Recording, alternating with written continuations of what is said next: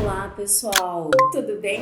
Professora Camila. Estamos aqui em mais uma coluna tributária no Portal Contábeis. Vim aqui para a gente discutir mais um assunto super importante da nossa área tributária. A gente tem acompanhado aí várias movimentações com relação à reforma tributária, mas não vamos discutir esse tema na nossa aula de hoje. A gente tem um outro vídeo aqui no nosso canal que está tratando detalhadamente da reforma, mas vamos discutir um outro tema que também está sendo muito discutido, na verdade, está afligindo, né, alguns contribuintes, tanto do Simples Nacional como do microempreendedor individual, que é o desenquadramento por conta dos recebimentos via Pix.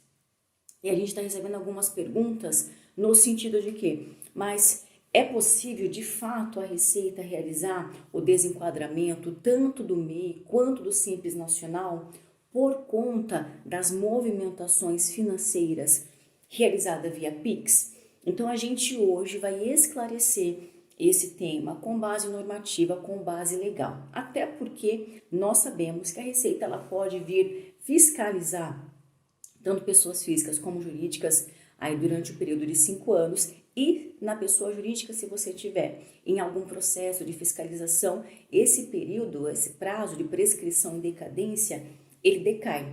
Então, é super importante a gente ter isso em mente. Então, voltando aqui aos nossos esclarecimentos da nossa coluna de hoje. Primeiro ponto de atenção, pessoal, nós temos toda essa questão dessa movimentação do dinheiro digital, né? Então, tá difícil hoje a gente fazer movimentações com dinheiro em papel. Então, o Pix, ele foi super, né, assim, democratizado, facilitou muitas as operações, então, logicamente, ele está sendo utilizado, né? Existem dados que mostram que as transações comerciais, financeiras, pelas empresas, estão cada vez mais sendo através via Pix. E isso é uma verdade, tanto que nós temos vários estados, Ceará, São Paulo, Mato Grosso, Tocantins, que já estão, Minas Gerais, que já estão recebendo os tributos ICMS, PVA via Pix. A Receita Federal já está recebendo via Pix. Então, até a nossa restituição também já pode ser via Pix, né, da pessoa física. Então, o Pix ele foi aderido, né, tanto pelas empresas quanto pelos órgãos federais, estaduais, municipais, como pessoa física. Então, todo mundo já tem como habitualidade fazer os recebimentos via Pix. Com isso, obviamente, a Receita já regulamentou. A gente já tratou desse tema num outro vídeo, onde a Receita regulamenta o envio das informações do Pix via o arquivo digital DIMP, que foi a publicação lá do convênio 50 e depois teve uma pequena alteração através do convênio 66, lá em 2022. Ou seja, a Receita tem a e-financeira, ela tem a DIMP e ela tem os SPED de forma geral, XML, que vão evidenciar a movimentação das empresas. O que está acontecendo tanto as empresas enquadradas no Simples Nacional, a gente vai restringir, tá? Um pouco mais nessas empresas que aí acontece o desenquadramento. Mas a verificação da Receita está acontecendo de forma indiscriminada. Por quê? Porque é uma fiscalização, é uma auditoria digital. A Receita já tem os dados dentro da base de dados dela, né? Então, isso vai acontecer para a empresa do lucro real, do lucro presumido, do Simples Nacional, para nós, pessoas físicas.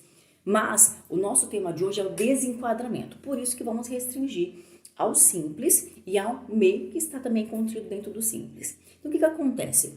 O MEI, ele tem a declaração de faturamento anual, a qual ele até dia 31 de maio faz a entrega das obrigações acessórias dele, que é somente o faturamento. Perfeito.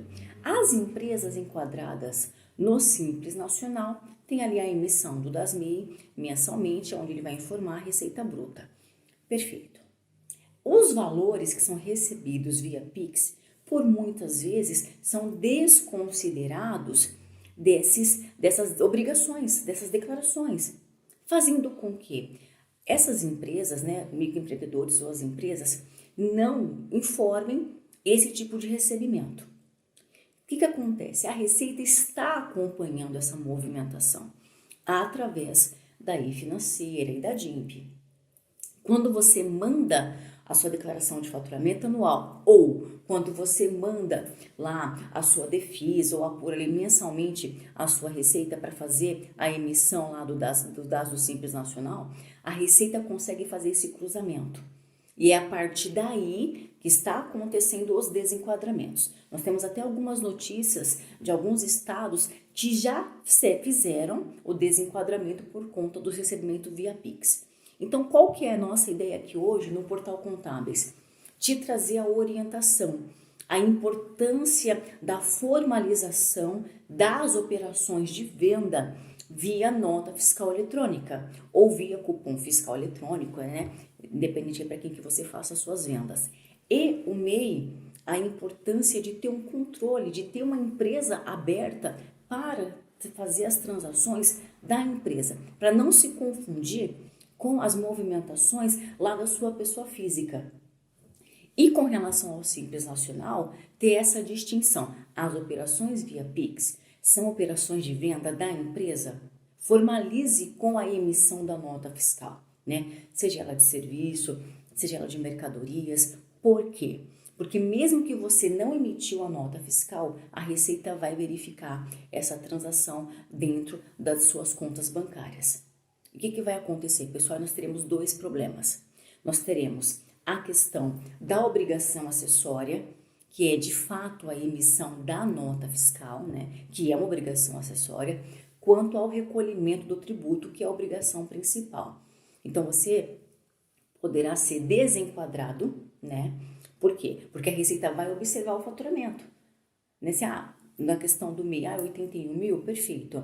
Mas ele recebeu 100 mil via Pix. Opa, vamos fazer uma verificação. E com relação ao Simples Nacional, também o desenquadramento para ir ou para o presumido ou para ir para o lucro real. Então, façam as formalizações para que vocês não incidam na falha da obrigação acessória e da obrigação principal. Outro ponto de atenção, venha observando que vai acontecer extrapolar o faturamento. Por que não fazer o desenquadramento de uma forma correta, acompanhado de um profissional de contabilidade que vai trazer segurança para você? E, logicamente, você vai ter uma economia. Por quê? Porque você não vai retroagir e ter que apurar aquele ano a qual você for desenquadrado nesse novo regime tributário.